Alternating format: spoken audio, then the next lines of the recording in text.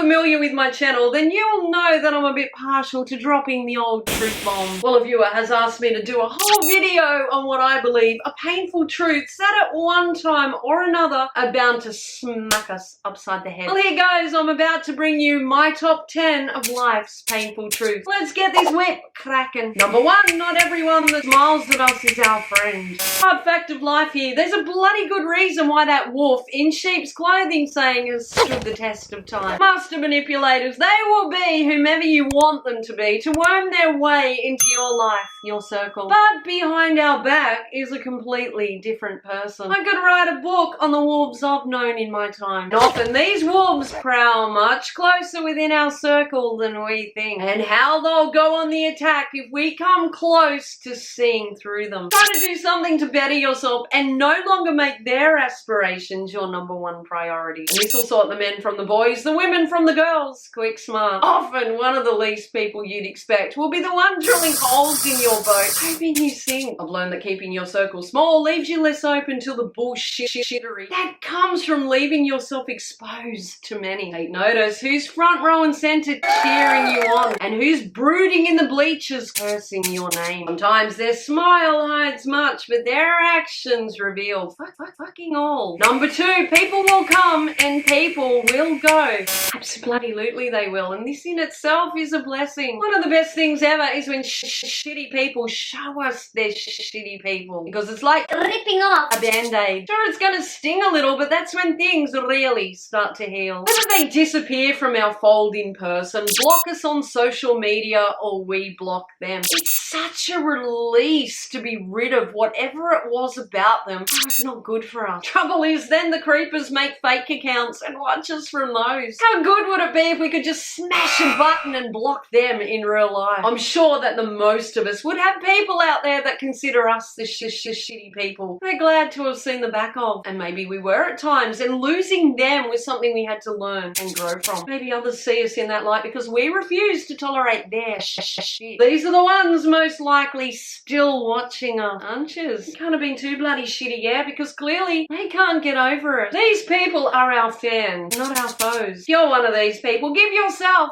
an uppercut. Of course, not everyone that's come and gone has been to their detriment or ours. Isn't it funny how you can just randomly think about someone from your past one day, someone that just played a small little part, and just think, I wonder whatever became of that person. People just sometimes stride in and out of our lives with seemingly no rhyme or reason, and ponder what the role of some of them may have been. But others, I'm certain they came to position me somewhere or teach me something I needed to know, good or bad. I mean, everyone must have had some purpose at the time. Once it's fulfilled, they move on, making room for the next blessing or lesson. Number 3, not everything needs a reaction. I used to be a hothead. I'd fight fire with fire and threw fuck yous around like confetti. If someone fueled that fire within me, I wouldn't start the fire, but I wouldn't back down from it either. But with age, that fire has simmered down completely, and I choose my battles wisely. I've learned that anyone this way inclined certainly isn't worth the FUs. I save my energy for people and things that matter, and trust me, these people don't matter. Any petty muppet spitting rot is not worthy of our time or attention. We'd be exhausted if we threw stones at every dog that barked. Some people love to poke the bear, rock the boat. Basically, they get off on any conflict and reaction. Let them get their jollies elsewhere. More power in keeping our cool and giving them nothing. These are the cowards that will often throw subtle digs and insults that only you can recognize. So when you react, you look like the crazy one, the instigator. And whenever we let them get under our skin, it ain't ever gonna make us look pretty. Number 4, if it felt like a dig, it was probably a dig. People will often wrap insults up with sarcasm. So when we react as most would, they can swipe back at us. Can't you take a joke? Let me tell you, there is a big difference between a joke and disguising put-downs as a joke. Of course, there may be some people we have that rapport with, that when they're putting us down, they're really complimenting us. I have that rapport with some close to me. But then there are others that are just being smug, smart-ass twat waffles, and we know it. The passive-aggressive swipe. We are not sensitive, thin-skinned, or stupid when we think we are being thrown shade. Of course, there could be times where we've completely taken something the wrong way, and I'm sure our other friends will be fast to assure us. Or we'll realise it seemed out of character and probably just came across in an unintended way. But odds are, when we feel that sly, insulting jab safety us upside the head, these people were trying to unsteady us, whether it be to make themselves appear bigger at our expense, or they are just that envious they can't control themselves. Either way, if there's a continuance with this person, odds are they're an asshat who's playing to win. Number 5, if they can't talk to you, they'll talk about you. Let me tell you, the people that know the least about you will talk the most about you. We've the most of us had fallouts, yeah? If we are honest with ourselves here, some we may have brought on ourselves, others we've had brought upon us. We may take a few weeks venting with our friends, licking our wounds, so to speak. Then we as mature adults get over it and move on. If we believe we were at fault and we couldn't fix it, we respect their wishes and move on. This typically stands with those who've wronged us too. Most of us don't seek vengeance or create hate campaigns or go out of our way to character assassinate and defame. We, for the most part, are usually pretty relieved once the dust settles and they're gone, and we can go on minus the baggage. Sadly, some people can't do the same for us. They feel slighted or rejected by us in any way. They will carry on like price pricks to anyone who'll listen, even when it's all in their bloody head. This will go on, and it's a clear reminder why these people are now behind us for good reason. People aren't really saying anything about us. They're telling anyone smart enough to really hear everything about them. We can't change these people or control what they say or do because the toxicity runs through their veins day and night. All we can do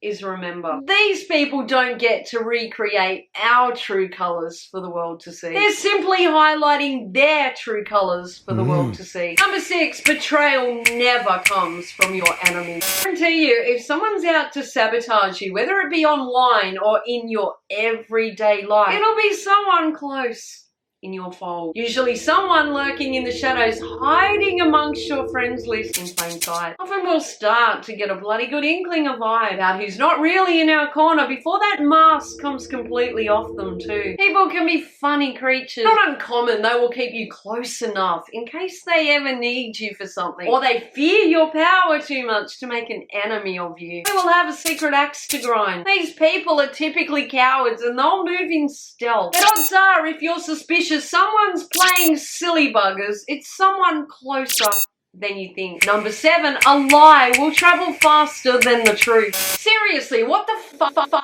is it with humans and their tendency to believe a lie about someone before they'll believe the truth, no matter how far-fetched? Some spin their yarns of crapola about others. Some people will hang off their every truth-twisting word. They say the truth always comes out in the end. Maybe so. But often not until some bullshit has done 50 laps around the oval, ruined reputations and destroyed characters. People will lie for all kinds of reasons. For attention, for sympathy, to inflict pain, to avoid pain, to escape accountability, yada yada. But why do we readily believe falsehoods? I think it's because we like to see the good in others, take them at face value. And until they've proven themselves as untrustworthy, we don't often scrutinize and analyze what they're saying. Sometimes later the penny will drop and we'll think, wait a minute. Because often liars don't have good memories, and to be a good liar, they need just that. We'll sadly have a little thing called truth bias, and we believe much of what we're being told. What's really sad though is when we take someone talking shit about another as gospel, and we automatically assume the other person as trash. We may be failing to see that the garbage is standing right before us, spitting venomous untruths about someone completely innocent. Number 8, holding on to grudges poisons you, not them. Grudges don't hurt the other person. They'll be smart enough to be going on with their life, not giving a fuck.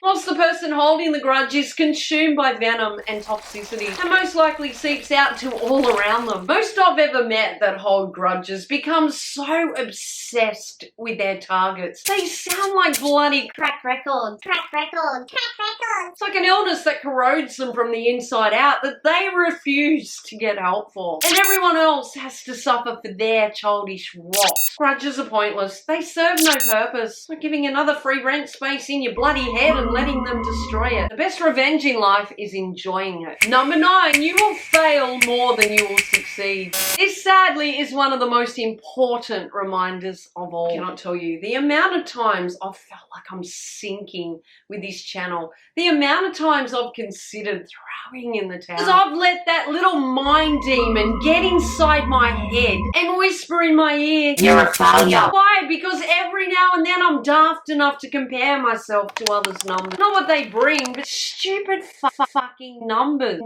I can't compare myself to others because I don't know anyone else like me to compare myself to. I think they broke the mold when they made me. My blasted ego crumbles occasionally and I feel like I'm falling. Then I see you all lighting up my comments, sharing pieces of yourselves with me, telling me I'm making a difference, and that's a good swift kick up the ass for me because it reminds me that's what it's all about. Inequality over quantity any day. Failure is an illusion, and the only time we can really fail is when we buy into that illusion and quit on ourselves. So long as we keep going after what is ours, keep working towards what it is we want. None of us ever knows how close we may be to success. Maybe miles and miles away, we may be merely inches away. But if we give into that illusion, we won't even have a bloody chance. Number 10, life is short, live the bastard. Let me say that one more time for those in the back. Life is short, live the bastard. I don't think I really need to spell this one out. We aren't here for a long time, so let's make it a bloody good time. Go after what you want, grab it by the balls. Let the sun hit your face, let the breeze blow your hair, eat the cake by the shoes. Whatever sets your soul on fire. One day that fire will diminish or be just a memory of before. Live your life every moment because one day there won't be no bloody more. Don't rush off. Be sure to check out this video next.